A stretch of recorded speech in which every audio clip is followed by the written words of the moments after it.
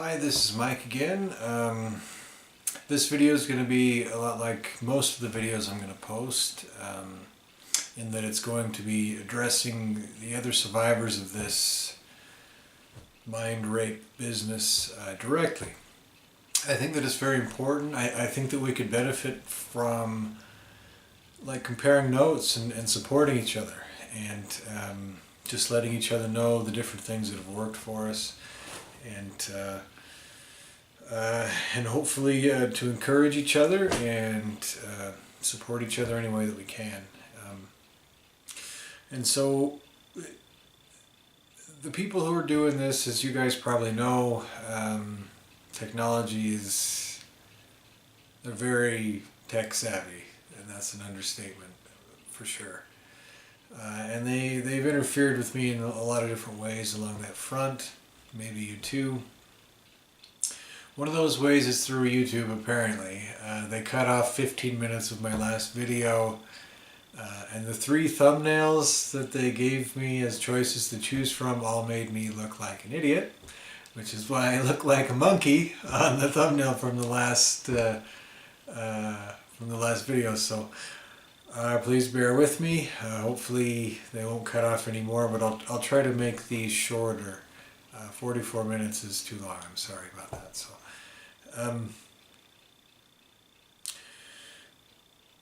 I think on this particular video what I'm going to do is I'm going to talk about the different things that I have kind of remembered that they did to me, and the things that I've kind of discovered through the use of iboga, which is, if you've watched the last video, it's a plant that's native to Gabon in Africa. It does a lot of things, and one of the things that it does is it has a very profound effect on the neurological system. And when I've taken it, I've become more sensitive and able to become aware of the stuff that they've done to me. And so with this video I'm going to talk a little bit about that, and hopefully if I talk about how that's affected me and why I think they did the things that they did, hopefully that'll help you guys maybe figure out what they've done to you. I assume that what they've done to us is very similar. And hopefully we can kind of pool our ideas and figure out ways to get around this or to cure it. Okay, so one of the things that I remember that they did is they took something that had a red light on the end of it that looked like a pen. I assume it was some kind of a laser with an adjustable focal point, and they burned like a J-shaped hole in my brain, and it was on the right side of my brain, and I could feel them doing it the whole time, but I couldn't do anything about it.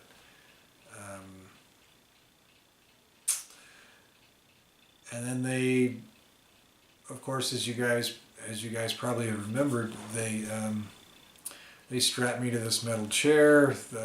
They made me watch these horrible, terrible videos with disgusting, traumatic things. Basically what they did is they created a split personality. They isolated a part of my brain, and thus isolated a part of my mind, and then they conditioned that part into this slave, into this traumatized being that would do anything that it was told, right? And they rigged it to where they could trigger this personality to come to the fore. So there are a lot of other things that they did, but like I said, I'm going to try to be much shorter in this explanation in this video. So in addition to affecting the right side of my brain, they also cause constrictions all throughout the right side of my body, from my hip, actually kind of down into my thigh also, up in, clear up into the back of my skull, and so on the right side. Now, in Eastern, there's an Eastern study of energy called Tantra. Now a lot of people, when you hear Tantra, you think of tantric sex. Tantra is basically just the study of energy, and sexual energy is only a very small part of it. So it's not fair to associate Tantra with tantric sex. It's a giant study of energy, and there's energy in everything. But if you look at the tenets of Tantra, what they teach is that the right side of your body is your masculine side, and the left side of your body is your feminine side. Now there's a couple different ways to look at this. Now, the right side of your brain deals with art and adaptability and flexibility. These are what are looked at as feminine characteristics. And the right side of your brain controls the left side of your body. Okay, so that's why the left side of your body could be seen as your feminine side. The left side of your brain deals with strength, resistance, things like that, and thus it controls the right side of the body, and that's why the right side of the body is considered the masculine side. So basically what they did with me is they damaged and caused deformities in the right side of my brain, the side that deals with emotion, okay? They attacked this emotional side, this artistic side, and then they caused constrictions and tightened down on the masculine side of my body. Okay? That side of the body deals with resistance, like I said, but it also, if your strong side is your masculine side, your side that deals with strength and resistance, if that is constricted and all pinched down, that causes fear. It's crippling you, right? And so they affect your emotions, and then they further cause fear by constricting the side of your body that is kind of associated with self-defense, with resistance, with saying no, right? And that makes you easier to control. It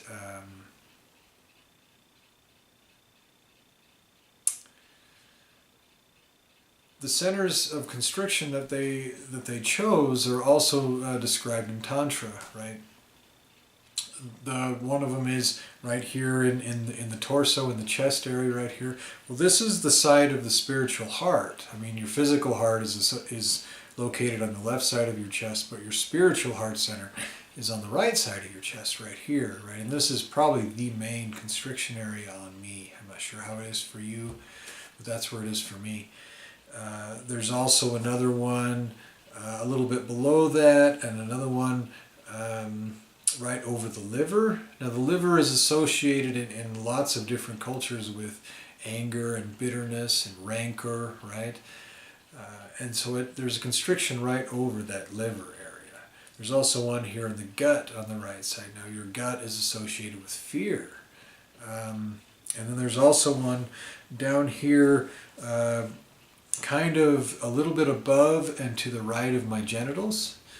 What that is, that's the masculine nadi called the Pingala nadi. Okay, that's the site of where your masculine energy stems from. Okay, and they've constricted that.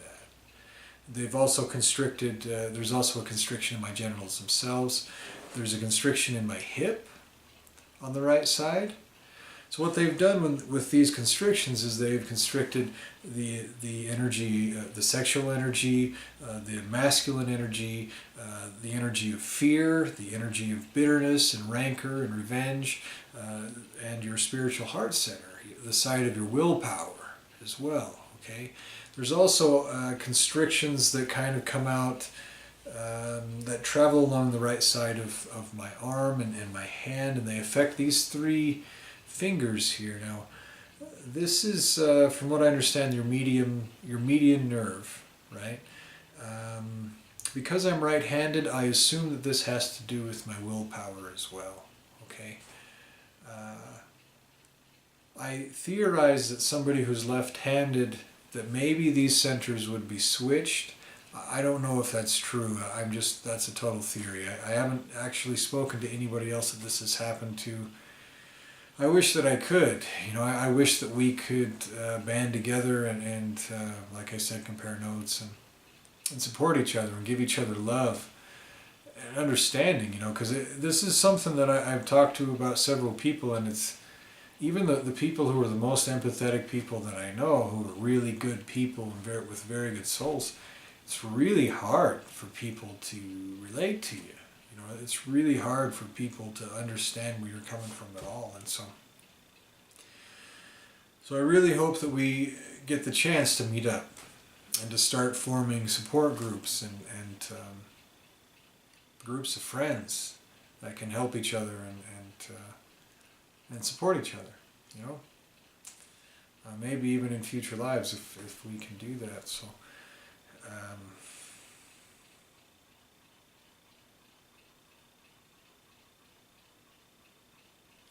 no, there was a lot of sexual trauma with me. There was a lot of rape involved, a lot of really disgusting things. They made me do lots of really awful and really disgusting things. They raped me several times. They sold me. They made me do really disgusting things. And they also caused a lot of other traumas, emotional traumas, physical traumas. They put me in a certain state of mind that was very vulnerable, and then they would hit me with a really difficult and very cutting and deep cutting trauma, and then they would hurry and do things and induce consciousness or things like that. What they do, when you have a trauma, you have to experience that pain. You have to work through it. You have to sit in that suffering, and you have to process that. You know, you have to. In order to clear it from your body and from your soul, you have to experience it and to just let it pass, right? What they do is what they did to me anyways, is they caused these traumas and then they hurried and covered them up so that I couldn't deal with them, so that my mind couldn't process them at all. And those become trapped inside, you know, and that's part of what these constrictions are, I think, you know. I think that they know specific ways to cause constrictions in specific areas, using trauma and maybe using technology, maybe hypnosis as well, because they know exactly what kind of effect that they're going for. And it's really difficult to clear traumas out when they're done in a scientific and technologically advanced manner. By people who are specifically trying to do that, who are specifically trying to trap these traumas in your body. Well, these traumas cause constrictions because your body is kind of clenching against the pain. Paradoxically, it kind of clamps onto it and holds it in, right?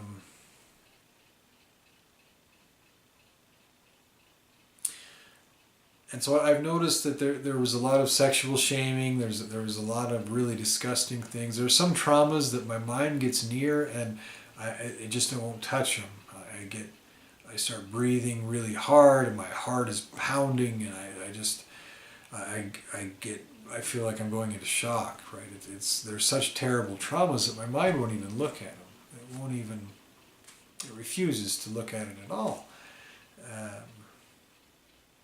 And I think the part of the reason for this sexual shaming and sexual humiliation and things like that is to further keep your mind away from these things so that it can't process them, so it can't work through them and let them just pass through you. Because if we can work through these traumas and let these traumas pass through us, we'll feel better. You know, I don't know about you, but I feel awful all the time. I just feel really, really awful.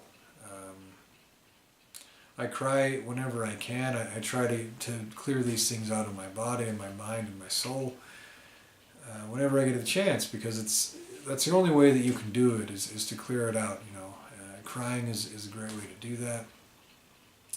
But like I said, these things are covered up, so it's really hard to get to them, and that's by design.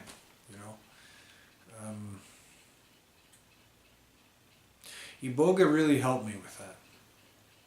Iboga is used for addiction treatment. It's also used for just therapy of all kinds, which is why I was initially drawn to it. When I first took Iboga, I didn't know that this stuff was happening to me. I knew that I just felt terrible, and I thought that it was PTSD from being a combat medic in Iraq. And so I figured they were just regular PTSD symptoms. And I heard about this plant. I heard it had immense therapeutic value. I took it, and it was like there was a switch flipped in my brain. Something that was wrong there immediately became better. And so I highly suggest that you use this plant. Yes, it is illegal in the United States, but only through flagrant corruption. It's a Schedule I substance. The very definition of a Schedule I substance is a substance that has absolutely no medicinal value. This is the most medicinal thing I have ever even heard about. More medicinal than any pharmaceutical drug on the planet. It has wonderful effects on the neurological system. For that reason, there are international patents by medical researchers, not by some hippie. We're talking medical researchers have international patents for the treatment of Alzheimer's, for the treatment of Parkinson's, for the treatment of multiple sclerosis. There are clinics for the treatment of addiction all over the planet. It is a painkiller. It is antiviral, antifungal, and antibacterial. I personally have cured 2 different bacterial infections that I've had with using Iboga. It can actually replace antibiotics in a lot of cases, and I know that for a fact because I was a medic for 4 years. I had infections that should have needed antibiotics, and I can tell you that with no doubt whatsoever, with 4 years of experience of medical training and medical on-the-job, experience. So, like I said, this is the most medicinal thing I've ever even heard about. The fact that it's a Schedule I drug, which again, the very definition of a Schedule I drug is something that has absolutely no medicinal value whatsoever, that is flagrant corruption. And crooked laws are not laws, they are crimes. That's a fact. A politician can't pass any law that he feels like and say, well, it's the law. Well, I mean, it's also a crime. You can't just pass anything that you want, even if it's illegal. That's not how it works. So yes, I take Iboga within the borders of the United States, and I would suggest that anybody who had these problems do it also. It's very safe compared to anything else.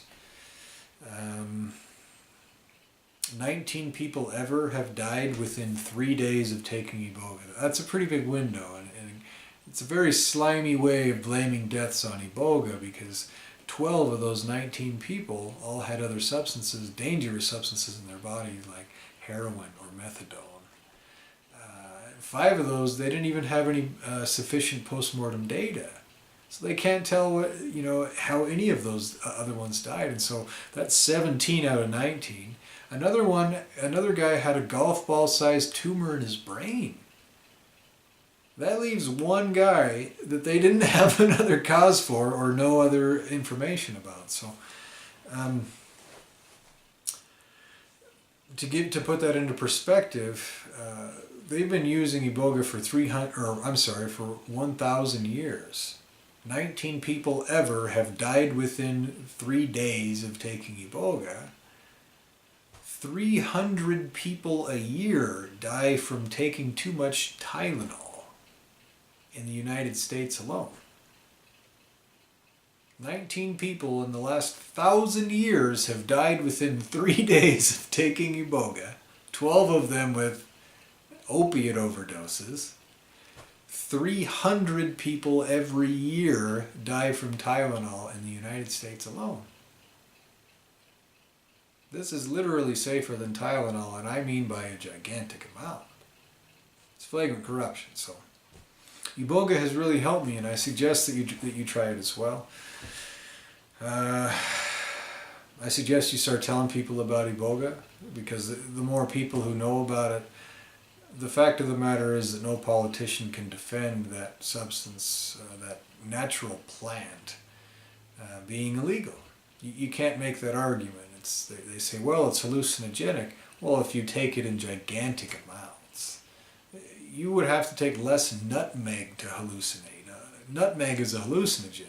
If you take a gigantic amount, so is coffee, so are chili peppers. If you have chili peppers that are too hot, you can have hallucinations.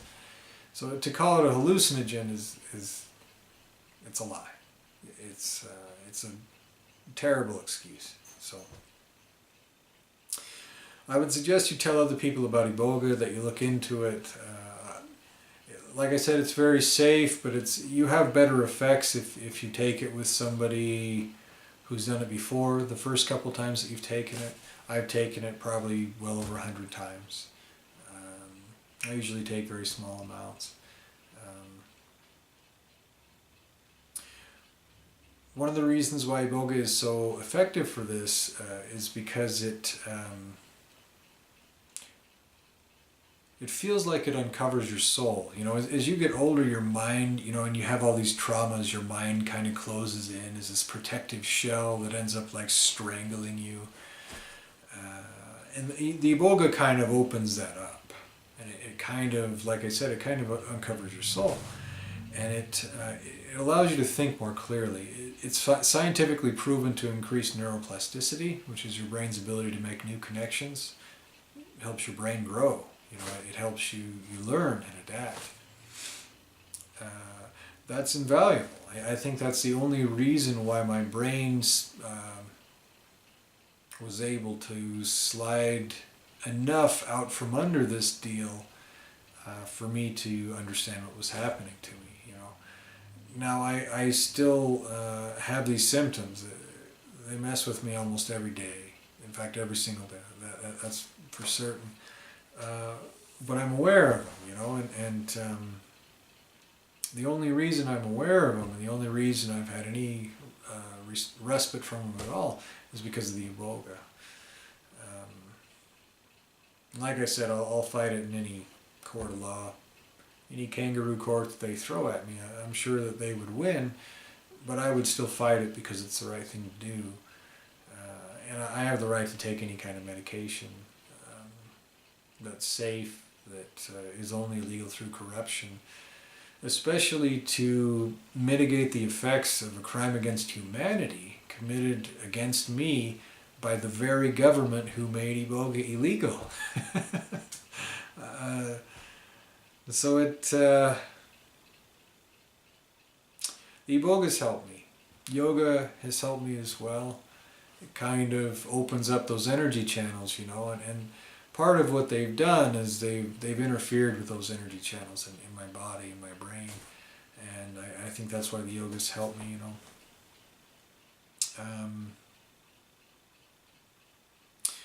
I find it's helpful to fast. When I was in India the second time, I was fasting every other day. This was right after I found out about this, right after I had this mental breakthrough. I was fasting every other day for 3.5 months, and it helped a lot. And I got away from that for a while, but I'm moving back into it now. I just started it about a week ago, fasting every other day.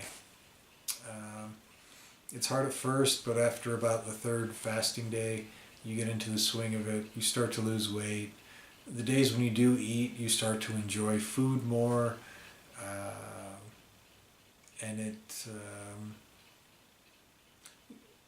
you start to kind of like it. You know, you lose weight even though you eat whatever you want on your eating days. And like I said, you do enjoy the things that you do eat a lot more. So fasting does seem to have some effect on it. Smoking cannabis has an effect on it. I don't really do that anymore because it just really kills your energy, and for me it kind of makes me kind of move toward depression. But it does have an effect, and I have a theory that it might be able to be used to break out of this.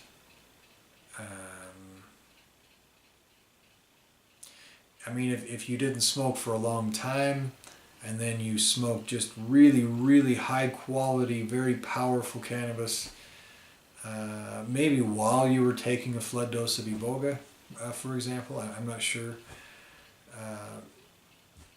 The times when I have smoked it, I get the feeling like sometimes I'm very close to breaking out of this mental constriction, this cage or this binding that I'm caught in. So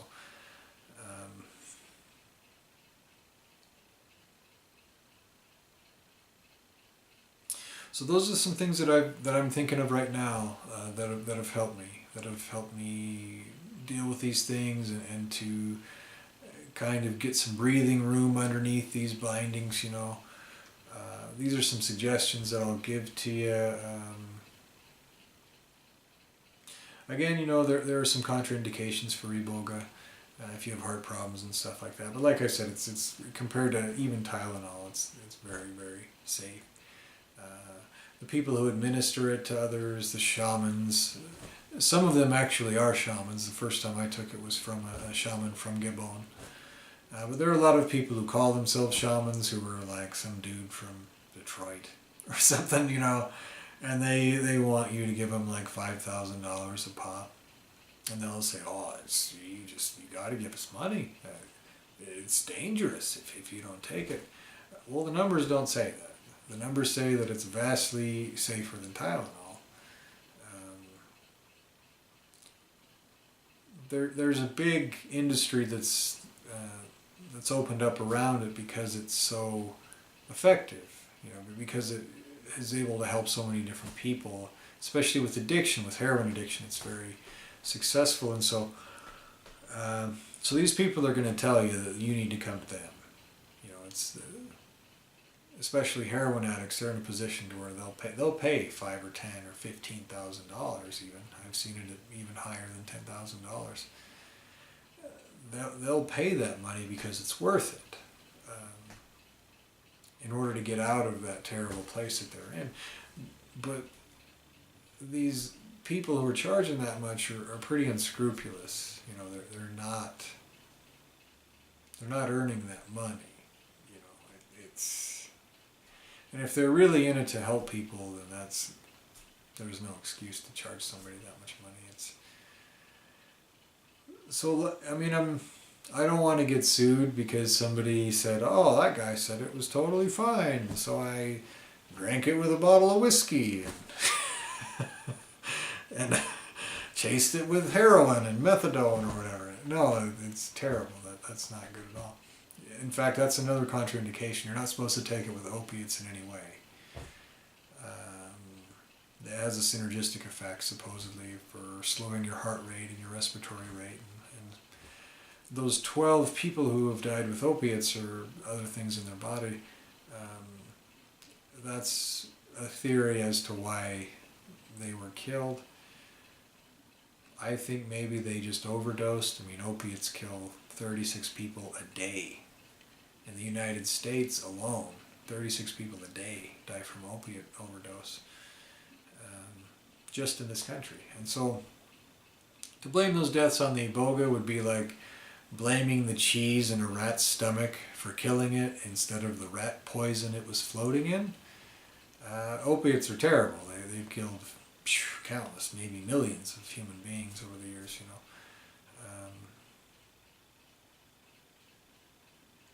But the doctors do say it's contraindicated to take methadone and iboga or any other opiates with iboga. So you might want to keep that in mind. I'm not saying use it irresponsibly. You should use it in a very serious and ceremonial manner, I would say. To use it in a spiritual manner is much better. To pray beforehand. To just go about it as a ceremony, like a healing ceremony, to try to take this thing, to break out of this thing,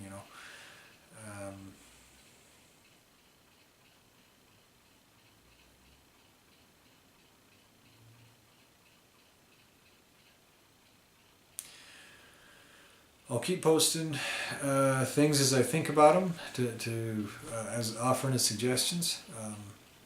I'll post another one trying to encourage you, and just to let you know that there are other people who know what you're going through. You're not alone.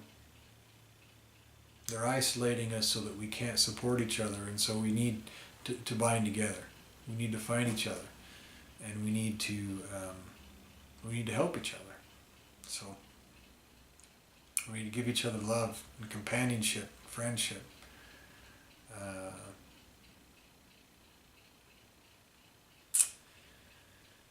So I guess that's it for this video. I'll